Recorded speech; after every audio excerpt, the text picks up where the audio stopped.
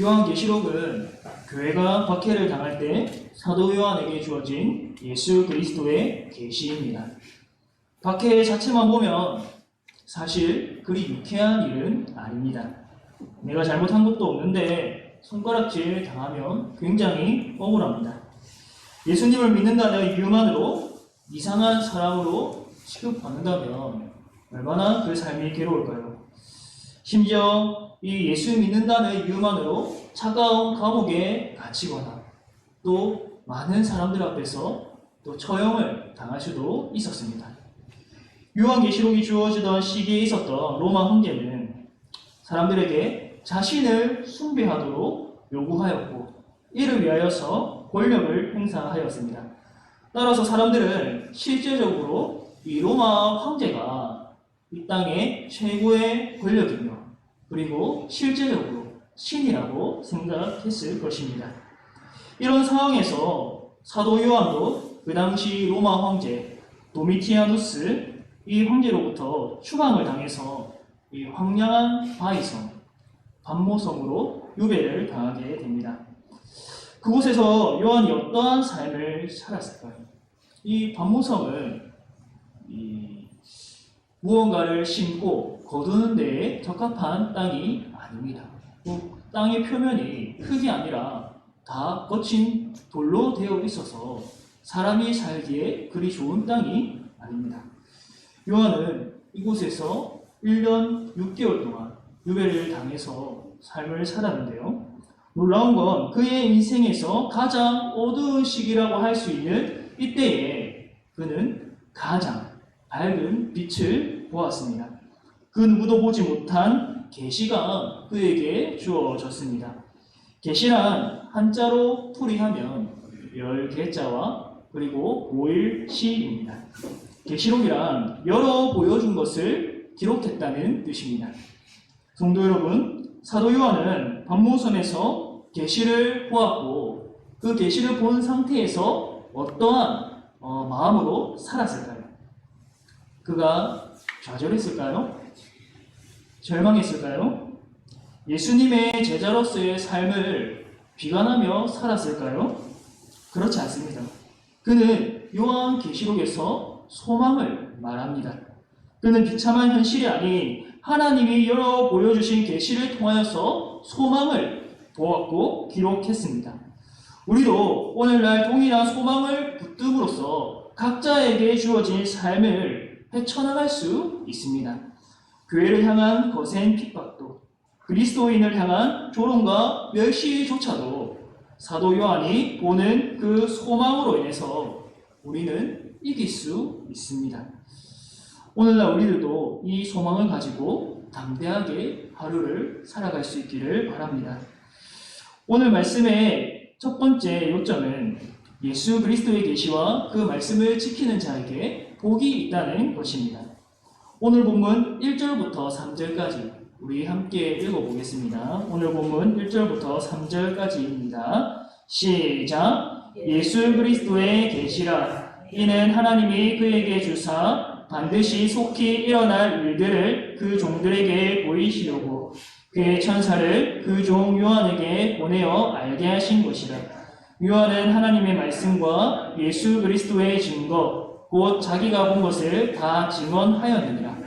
이 예언의 말씀을 읽는 자와 듣는 자와 그 가운데에 기록한 것을 지키는 자는 복이 있나니 때가 가까움이라. 아멘. 반모섬에 있는 요한에게 계시가 주어졌습니다. 그 계시는 예수 그리스도의 계시로 불립니다. 왜냐하면 예수 그리스도께서 주셨다는 면에서 그렇게 불리고 또한 예수님 자신에 대한 계시이기도 하기 때문입니다. 1절 말씀을 조목조목 따져서 보면 먼저 이 계시를 하나님께서 그리스도에게 주셨습니다. 그리고 그의 종들에게 그리스도의 종들에게 보이시려고 그의 천사를 통하여서 요한에게 보이셨습니다. 즉 하나님, 그리스도, 천사 그리고 사도 요한까지 이러한 순서로 계시가 주어졌습니다. 하나님으로부터 주어졌지만 또 그리스도의 계시로 불립니다. 2절에 보면 하나님의 말씀과 예수 그리스도의 증거라고 불립니다. 하나님과 그리스도로부터 함께 주어진 계시. 이것은 반드시 속히 일어날 일들을 내용으로 하고 있습니다. 앞으로 세상에 일어날 일들에 대한 예언이며 이것을 요한이 직접 보았습니다. 요한이 친히 자신의 눈으로 보았고 이를 다 기록하였습니다. 요한계시록은 상징과 비유가 매우 많습니다. 그래서 해석을 아주 주의하면서 잘 해야 합니다. 함부로 해석할 수 없습니다. 베드로후서 1장 20절과 21절에 이렇게 말했습니다. 먼저 알 것은 성경의 모든 예언은 사사로이 풀 것이 아니니 예언은 언제든지 사람의 뜻으로 낸 것이 아니요 오직 성령의 강동하심을 받은 사람들이 하나님께 받아 말한 것입니다. 아멘. 여러분, 이 말씀은 설교자뿐만 아니라 성경을 읽는 모든 독자가 귀를 기울여야 할 말씀입니다. 말씀은 하나님에게서 온 것이기 때문에 사람이 자기 마음대로 또 자기 입맛대로 해석할 수 없습니다. 하나님의 뜻과 의도에 따라서 풀어야 합니다. 그런데 여러분들이 잘 아시다시피 이단들은 자기 입맛대로 이 요한계시록의 말씀을 해석했습니다. 때로는 신비로운 이야기로, 때로는 자기들의 조직을 정당화하는 방식으로 해석했습니다. 특히 오늘날 신천지는 교회가 요한계시록을 해석하지 못하고 자기들만 능히 올바로 해석할 수 있다고 주장하고 있습니다. 성경 해석의 중요한 원리 중에 하나는 성경은 성경으로 해석한다입니다. 요한계시록은 따로 떨어져 있는 말씀이 아닙니다. 성경의 부록 따위가 아닙니다. 성경 66권 중에 하나에 포함되고 그 전체 중에 조화를 이루고 있습니다. 그렇기 때문에 성경 전체의 가르침에 비추어서 그것을 렌즈로 삼아서 이 계시록을 보아야 하는 것입니다. 신천지가 계시록 말씀을 해석하는 것을 보면 이난말, 저난말 단어끼리 서로 연결해가지고 해석하는데 그것도 이 한글 성경으로 해석합니다. 한글 성경으로. 그런데 히브리어와 헬라어로 보면 그것이 얼마나 엉터리인지 쉽게 알 수 있습니다. 또한 굳이 이러한 원어를 보지 않더라도 일반 성도들은 성경 전체의 중요한 가르침 또 교리를 알고 있어서 쉽게 거짓된 가르침을 분별할 수 있습니다. 결코 이 성경 전체의 가르침 또는 교리를 알고 있다면 그런 저급한 가르침에 빠지지 않습니다.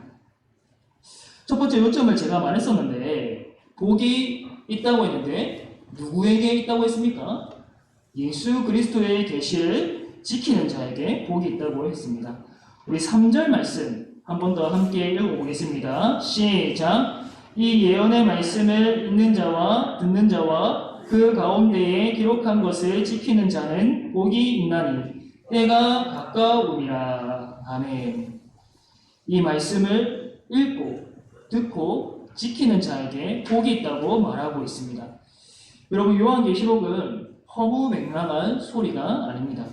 반드시 오늘날 성도들도 읽어야 하고 들어야 하고 지켜야 될 하나님의 말씀입니다.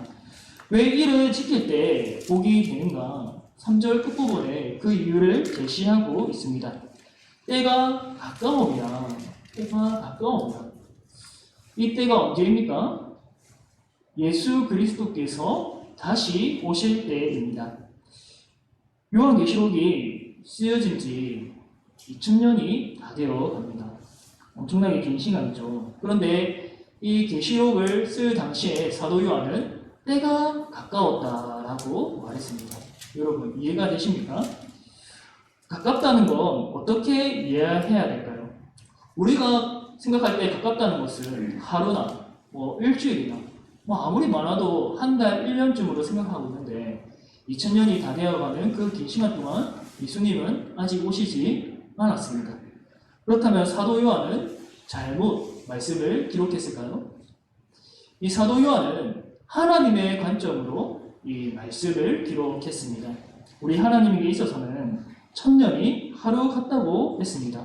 그렇기 때문에 하나님의 관점으로 볼 때에는 주님 오실 날이 멀지 않았고 임박했다는 뜻입니다. 우리는 이 말씀을 통해서 무엇을 깨달아야 하는가? 주님 오실 때가 멀리 있음이 아니라 가까이에 있다. 그리고 그러한 마음으로 하루하루 살아야 한다는 것을 깨달아야 합니다. 우리는 시간이 계속 흐르고 있음을 인지하면서 동시에 주님이 오실 날도 점점 다가옴을 기억해야 됩니다. 조침이 움직일 때마다 우리는 이것을 기억해야 합니다. 그럴 때 우리는 막연하게 안일하게 사는 삶이 아니라 주님 오실 것을 기억하면서 그 말씀에 더 힘써 순종하는 삶으로 살아가게 됩니다. 왜냐하면 주님이 다시 오시게 되면 우리에게 주어진 시간은 더 이상 없기 때문입니다. 이 땅에서 우리가 이 육신을 가지고, 육신 장막을 가지고 주님 말씀에 순종할 시간은 더 이상 주어지지 않습니다. 더 순종하고 싶어도 할 수 없습니다. 순종하는 자에게 복과 상급이 주어지게 되는데 주님이 오시면 다 끝이 나게 됩니다. 마지막이 됩니다. 때가 가까웠다는 말씀을 기억하면서 우리는 내게 주어진 시간이 얼마 남지 않았구나. 이것을 기억하면서 그 마지막 때가 가까이 옴을 바라보며 열심히 그 말씀을 순종해야 합니다. 날마다 우리는 이런 긴박함을 느끼면서 말씀을 지켜야 합니다. 그러한 자에게 복이 있습니다. 어리석은 자는 주님 언젠가 오시겠지만 내일은 아니다. 오늘은 아니다. 그렇게 안일하게 살아가다가 마지막을 맞이합니다. 그러한 사람들은 회개도 당장 하지 않습니다. 미뤄서 죽기 전에 하면 되겠지 하고 그렇게 살아가다가 결코 마지막에 회개도 못합니다. 왜냐하면 회개는 자기 마음대로 의지로 할 수 없기 때문입니다. 참 신자는 또 지혜로운 자는 날마다 그 말씀을 사모하고 또 죄를 범했을 때에 회개를 그때마다 잘하는 성도가 진짜 참 성도입니다. 예수님은 언젠가 곧 오시겠지라고 안일하게 생각하면서 회개를 미루는 자는 마지막에 후회하게 될 것입니다. 그러나 이 말씀을 붙잡고 때가 가까웠다 할 때에 내 마음에 새기고 주님 오실 때에 내가 부끄러움을 당하지 말아야지라고 결심하면서 내가 오늘 이 순간부터 마음을 다시 다잡아야겠다. 내 시선을 세상이 아니라 세속의 문화가 아니라 주님 말씀에 맞추어야겠다. 다시 한번 자기 마음을 가다듬고 말씀에 집중하고 그 말씀에 비추어서 자기 자신을 돌아보는 자가, 자기 영혼을 돌아보는 자가 참 지혜로운 자입니다. 이 어려운 시대, 어두운 시대를 살아가면서 주의 말씀을 붙잡고 마지막처럼 살아가는 그런 성도님들이 될 수 있기를 바랍니다. 두 번째 요점으로는 우리 하나님께서 우리를 사랑하셔서 제사장의 나라로 삼으셨다는 사실입니다. 우리 4절부터 6절까지의 말씀 함께 읽어보겠습니다. 시작! 요한은 아시아에 있는 7 교회에 편지하노니 이제도 계시고 전에도 계셨고 장차 오실 이시며 그의 모자 앞에 있는 7명과 또 충성된 증인으로 죽은 자들 가운데에서 먼저 나시고 땅의 임금들의 머리가 되신 예수 그리스도로 말미암아 은혜와 평강이 너희에게 있기를 원하노라. 우리를 사랑하사 그의 피로 우리 죄에서 우리를 해방하시고 그의 아버지 하나님을 위하여 우리를 나라와 제사장으로 삼으신 그에게 영광과 능력이 세세토록 있기를 원하노라. 아멘. 사도 요한은 자신이 받은 계시로서 7 교회에 편지를 합니다. 여기서 7 교회랑 반모섬이랑 가까우면서도 이 소아시아에 있는 7 교회인데요. 에베소 교회, 소모나 교회, 버가모 교회, 도아디라 교회, 사내 교회, 빌라델비아 교회, 라오디게아 교회까지 이렇게 총 7 교회입니다. 그러나 여러분 이 편지는 여기 기록된 7 교회에만 국한된 것이 아닙니다. 여러분도 알고 있듯이 7은 성경에서 완전함을 나타냅니다. 따라서 이 편지는 여기에 기록된 7교회뿐만 아니라 주님의 모든 교회를 향하여서 예수 그리스도의 몸된 모든 교회를 향하여서 주어진 것입니다. 요한이 교회에게 편지하는 이 첫 문장을 보면 굉장히 감동적입니다. 4절과 5절에서 이렇게 복을 기원합니다. 이제도 계시고 전에도 계셨고 장차 오실 이시며 그의 보좌 앞에 있는 7명과 또 충성된 증인으로 죽은 자들 가운데에서 원전하시고 땅의 임금들의 머리가 되신 예수 그리스도로 말미암아 은혜와 평강이 너희에게 있기를 원하노라. 사도 요한은 교회를 향하여서 은혜와 평강을 기원합니다. 그런데 이 은혜와 평강이 누구로부터 주어지느냐? 삼위 하나님으로부터 주어진다는 사실입니다. 이제도 계시고 전에도 계셨고 장차 오실 이는 성부 하나님이시며 그의 보좌 앞에 있는 7명은 성령 하나님이시고 충성된 증인으로 죽으셨다가 다시 살아나신 임금들의 머리가 되신 분은 성자 예수 그리스도이십니다. 은혜와 평강은 다른 이가 줄 수 없습니다. 로마 황제가 줄 수 없고 그리고 내가 스스로 쟁취할 수 있는 것도 아닙니다. 세상에 그것도 무엇을 소유한다고 해서 얻을 수 있는 것도 아닙니다. 오직 이 교회에서 또 삼위 하나님으로 인하여서 그 복을 누릴 수 있는 것입니다. 우리가 왜 교회로 모여야 하느냐? 왜 교회에 나와서 말씀을 들어야 하느냐? 왜 예배해야 하느냐? 왜 이 공동체에 속해야 하느냐? 바로 다름 아닌 삼위 하나님께서 이 교회와 함께 하시고 이 교회에 역사하시기 때문입니다. 여러분, 이 말씀을 조금 풀어보면 이렇습니다. 성부는 영원히 계신 분으로서 장차 오실 분이라고 하는데요. 이 땅에 오시는 분은 사실 누구입니까? 예수 그리스도이시죠. 예수님께서 이 땅에 다시 오십니다.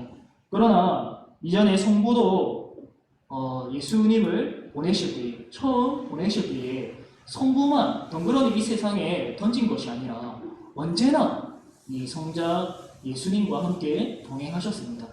예수님 혼자 이 땅에 보내어서 네 알아서 해라 이렇게 한 것이 아니라 성부가 그 예수님을 향해서 이는 내 사랑하는 아들이다 라고 말씀하시면서 항상 함께 하셨습니다. 마찬가지로 예수님이 다시 오실 때에도 예수님만 보내는 것이 아니라 자신도 우리를 향하여서 함께 오신다는 것입니다. 그의 보좌 앞에 있는 7영은 성령 하나님인데요. 7영이란 말은 성령이 7개로 계신다라는 뜻이 아닙니다. 7이라는 숫자가 완전수이기 때문에 이 성령의 완전한 능력과 또 효력을 나타낸다고 볼 수 있고 또 7교회 위에 있는 성령을 나타내는 말이기도 합니다. 즉 참교회는 어떤 교회인가? 성령이 임하는 교회, 성령의 능력이 잘 발휘되는 교회라고 할 수 있습니다.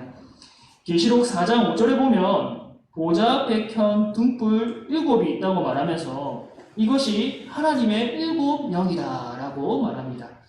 보좌 앞에 타오르는 7 등불처럼 주의 교회는 이 성령으로 인하여서 타오를 때, 충만하게 타오를 때에 그 효력 있는 사역을 능히 감당할 수 있습니다.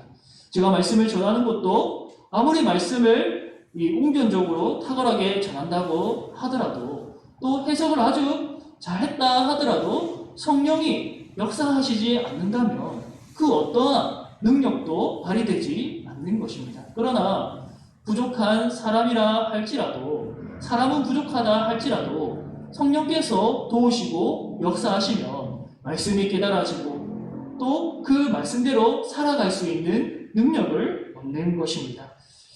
마지막으로 예수 그리스도는 죽으시고 부활하셨으며 땅의 임금들의 머리가 되셨습니다. 예수님은 부활의 주님이시요 만왕의 왕이십니다. 우리가 기억해야 할 사실은 이 참된 은혜와 평강은 삼위 하나님, 이러한 삼위 하나님만 주신다는 점입니다. 세상에서 우리는 이러한 것을 얻을 수 없습니다. 불신자들은 돈을 많이 벌어서 이 은혜와 평강을 얻으려고 하죠. 돈을 누구보다 많이 벌어서 이 통장에 0이 많이 찍히면 찍힐수록 거기로부터 이 만족과 안정을 누립니다.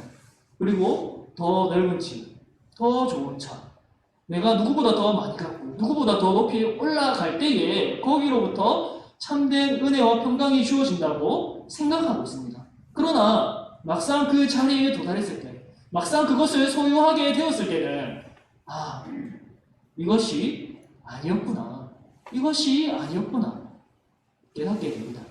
결국 이것을 반복하다가 더 많은 것을 가지면 되겠지, 누구보다 높이 올라가면 내가 만족을 누리게 되겠지 라고 그렇게 살아가다가 결코 이 참된 은혜와 평강을 얻지 못한 채 죽음을 맞이하게 되는 것입니다. 여러분, 그러나 우리는 참된 은혜와 평강이 삼위 하나님으로 주어진다는 것을 깨닫고 지혜로운 자로서 이 헛된 것을 바라보지 아니하고 참된 것을 항상 바라볼 수 있어야 됩니다. 다른 우상, 또 다른 모든 것은 다 거짓됩니다. 오직 주님만이 우리에게 은혜와 평강을 주십니다. 더 나아가서 우리를 구원하시는 분은 예수님 뿐입니다. 5절 후반부와 6절까지 이 말씀을 보면 사도 요한이 예수 그리스도에게 영광을 돌리고 있습니다. 무엇을 이유로 해서 영광을 돌리고 있는가? 이렇게 말하고 있습니다. 우리를 사랑하사 그의 피로 우리 죄에서 우리를 해방하시고 그의 아버지 하나님을 위하여 우리를 나라와 제사장으로 삼으신 그에게 영광과 능력이 세세토록 있기를 원하노라. 아멘. 여러분, 예수님은 저와 여러분을 사랑하십니다. 이를 믿으시기를 바랍니다. 그 사랑은 자신의 피를 통해서, 그 예수님의 피를 통해서 우리에게 증거되고 있습니다. 그분의 피로 우리를 죄에서 해방시켜 주셨습니다. 그 보혈은 능력이 있습니다. 그의 피로 우리를 제사장 나라로 삼으셨습니다. 제사장 나라란 그분을 섬기고 또 그분께 영광을 돌리는 백성을 말합니다. 제사장이란 직분이 성전에서 하나님을 섬기고 하나님을 향하여서 제사를 드리듯이 이 제사장 나라라는 말은 그 직분처럼 하나님을 섬기고 하나님께 경배와 찬양을 드리는 백성을 말합니다. 성도 여러분, 삼위 하나님이 여러분을 사랑하신다는 진리를 꼭 붙드시기를 바랍니다. 그 피의 능력이 우리에게 증거되고 있습니다. 여러분, 그 사랑으로 우리는 회복되었습니다. 웨스트민스터 이 대소교리 문답 제일 첫째 문답에 보면 하나님을 영원롭게 하고 영원토록 즐거워하는 것이 사람의 제일 된 목적이라고 말하고 있습니다. 그 사랑을 받은 자로서 그 사랑을 고백하고 노래할 수 있습니다. 여러분, 얼마나 이것이 기쁘고 복된 일인지 모릅니다. 하나님을 만나고 하나님을 섬기게 되면 내 안에 평강이 생기게 됩니다. 왜냐하면 그것이 내 존재의 목적이고 내 삶의 이유라는 것을 하나님을 만나고 하나님을 섬기게 될 때 깨닫게 되는 것입니다. 우리가 예수님을 깊이 깨닫게 될 때에 또 회심하게 될 때 우리가 눈물을 흘리게 되고 감격하게 되는 이유가 드디어 내가 진리를 만났구나, 내가 드디어 참 사랑을 알았구나, 이러한 감격 때문에 우리는 눈물을 흘리고 또 찬양하게 되는 것입니다. 내 안에 하나님과 그 사랑으로 충만해질 때 비로소 내 안에 뭔가 빠져 있었던, 잃어버렸던 그 퍼즐 한 조각을 되찾은 느낌입니다. 사랑하는 성도 여러분, 제사장 나라로 부름받고 회복되었음을 기억하며 사도 요한처럼 이렇게 영광 돌릴 수 있기를 바랍니다. 나를 사랑하신 그 예수님, 나를 위하여서 피 흘리신 그 예수님, 이 은혜로 인하여서 그분에게 영광 돌리고 그분을 찬양할 수 있는 백성이 될 수 있기를 바랍니다. 오늘 말씀 세 번째 요점은 이것입니다. 소망이 오직 그리스도에게 있다는 것을 모든 사람이 안다는 사실입니다. 오늘 보면 7절과 8절에서 이렇게 말씀하고 있습니다. 우리 7절과 8절 말씀 함께 읽어보겠습니다. 시작. 올지어다 그가 구름을 타고 오시리라. 각 사람의 눈이 그를 보겠고 그를 찌른 자들도 볼 것이요 땅에 있는 모든 족속이 그로 말미암아 애곡하리니 그러하리라. 아멘. 주 하나님이 이르시되 나는 알파와 오메가라. 이제도 있고 전에도 있었고 장차 올 자요 전능한 자라 하시더라. 아멘. 여러분, 우리는 다 보게 될 것입니다. 예수님이 구름과 함께 다시 오시는 것을 각 사람의 눈으로 다 보게 될 것입니다. 여기 말씀에 보면 예수님이 구름을 타고 오신다라고 되어 있는데 이 번역이 조금 잘못되어 있는 것을 볼 수 있습니다. 원래는 구름과 함께 오신다고 보아야 합니다. 예수님은 구름과 함께 오신다고 했는데 이 말이 뭐냐면 성경에서 이 구름은 하나님의 영광과 권능을 나타냅니다. 그렇기 때문에 예수님이 다시 오실 때 영광과 권능으로 다시 오신다는 말씀입니다.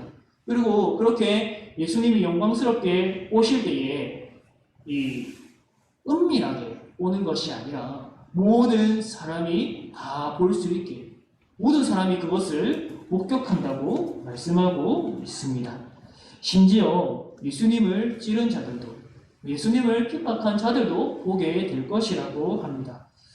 모든 족속이 그로 말미암아 애곡한다고 했는데 이는 예수님을 믿지 않는 자들을 말합니다. 그분이 오실 때 믿지 않는 자들도 알게 될 것입니다. 불신자들도 모두 알게 될 것입니다. 이 세상의 진짜 왕이 누구인지, 진짜 이 세상의 왕이 누구인지 알게 될 것입니다. 그리고 구원과 심판이 누구 손에 달려있는지 그들은 두 눈으로 목격할 것입니다. 예수님을 믿지 않는 자들은 심판으로 인하여서 쓰라린 눈물을 흘릴 것입니다. 그러나 예수님을 믿는 자들은 구원으로 인하여서 감격의 눈물을 흘릴 것입니다. 사랑하는 성도 여러분, 사도 요한은 바모섬에 유배되었지만 그곳에서 밝은 빛을 보았습니다. 그 속에서 그는 확실한 소망을 가지게 되었습니다. 그리고 이 소망을 교회를 향하여서 편지를 통해서 증거하였습니다.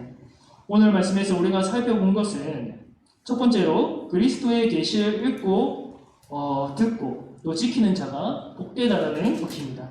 때가 가까움을 알고 힘써 그 말씀을 지킬 때에 그 교회는 그리고 성도는 복과 기쁨을 누리게 됩니다.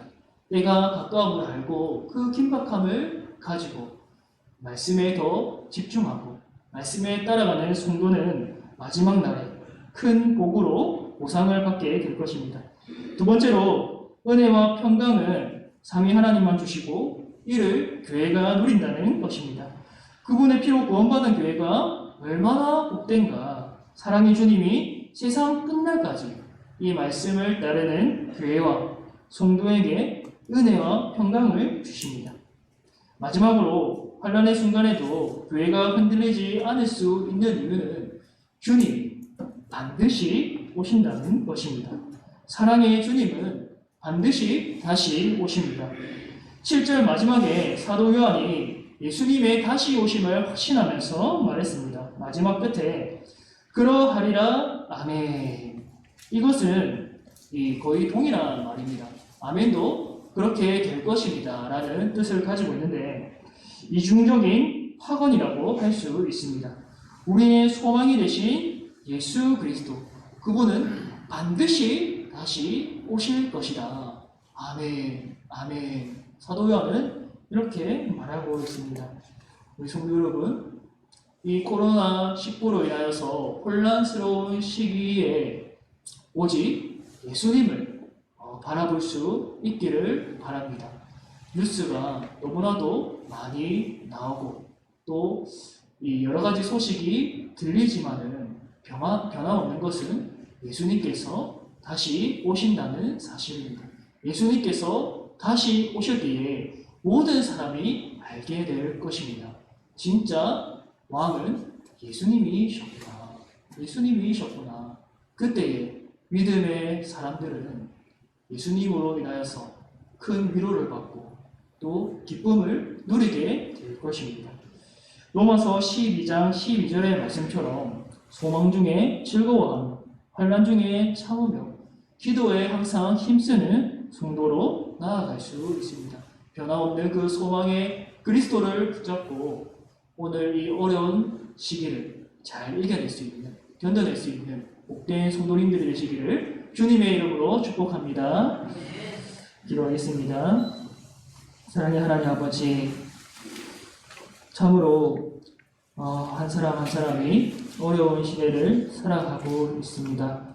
그러나 사도 요한과 또 그 시대를 살았던 성도들이 예수님을 바라보면서 다시 오실 예수님을 바라보면서 은혜와 평강을 누렸듯이 또 소망 가운데 거했듯이 우리도 오늘날 이 다시 오실 예수님을 바라보면서 은혜와 평강을 누리게 하여 주옵소서.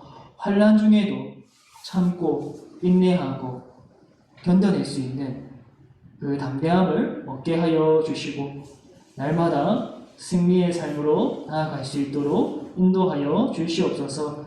이 모든 것 예수님의 이름으로 기도드립니다. 아멘. 자송가 484장입니다.